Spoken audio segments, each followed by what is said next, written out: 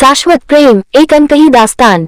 गंगा किनारे बसा एक छोटा सा गांव, जहां सूरज की पहली किरणें जब नदी के जल पर पड़ती तो लगता मानो कोई स्वर्ण आभूषण चमक उठा हो। इसी गांव में जन्मे थे अनिरुद्ध और वैदेही।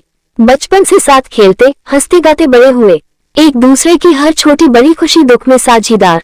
अनिरुद्ध साधारण किसान परिवार से था, पर मन का अत्यंत संवेदनशील। वैदेही गांव के स्कूल शिक्षक की बेटी थी, पढ़ाई में तेज पर मन से उतनी ही सरल। दोनों के बीच प्रेम की कोमल अनुभूति कब पनपी, यह शायद उन्हें भी पता न चला।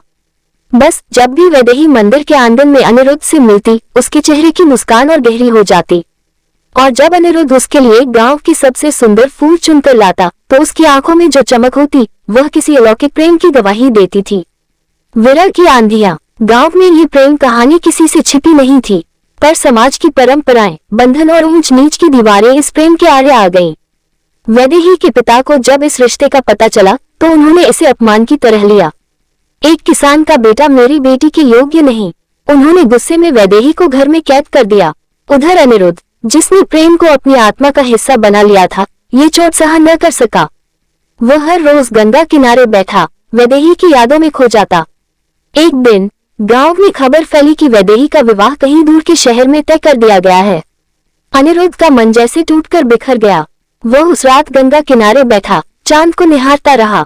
उसकी आंखों में आंसू थे, पर मन में एक अटूट विश्वास, प्रेम शाश्वत है, ये समय और परिस्थितियों से परे है।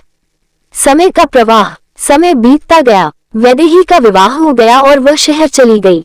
अनिरुद्ध ने अपने दुख को सृजन में बदल दिया। उसने गांव के बच्चों को पढ़ाना शुरू किया, खेती में नए प्रयोग किए और धीरे धीरे गांव के विकास में जुट गया। उसकी मेहनत रंग लाए और कुछ वर्षों में वह पूरे इलाके का सम्माननीय व्यक्ति बन गया।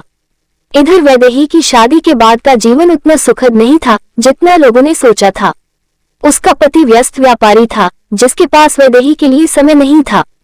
वैदेही के मन में हर रोज अनिरुद्ध की यादें उभरती, पर समाज के बंधनों ने उसे मौन रहने के लिए मजबूर कर दिया। पुनर्मिलन। 20 साल बाद एक दिन अनिरुद्ध गंगा किनारे बैठा था, जब एक अजनबी स्त्री वहां आई। उसने सफेद साड़ी पहन रखी थी और चेहरा सालों की पीड़ा की गवाही दे रहा था। वह कोई और नहीं बल्कि वैदेही थी। अनिरुद्ध। उसकी आवाज कांप रही थी। अनिरुद्ध ने मुड़कर देखा। समय ने भले ही चेहरों पर झुर्रियां डाल दी थी, पर आंखों में वही प्रेम की चमक थी। वैदेही। अनिरुद्ध ने धीमे स्वर में कहा। कुछ पल तक दोनों चुपचाप एक दूसरे को देखते रहे। फिर वैदेही ने कहा, मैंने जीवन के हर पल में तुम्हें याद किया, पर समाज के बंधनों ने मुझे रोक दिया। आज जब इन बंधनों का कोई अर्थ नहीं रहा, मैं वापस आई हूँ। क्या तुम अब भी मेरा इंतजार कर रहे थे? अनिरुद्ध मुस्कुराया। उसकी आंखों में नमी थी। प्रेम इंतजार नहीं करता, वह बस होता है।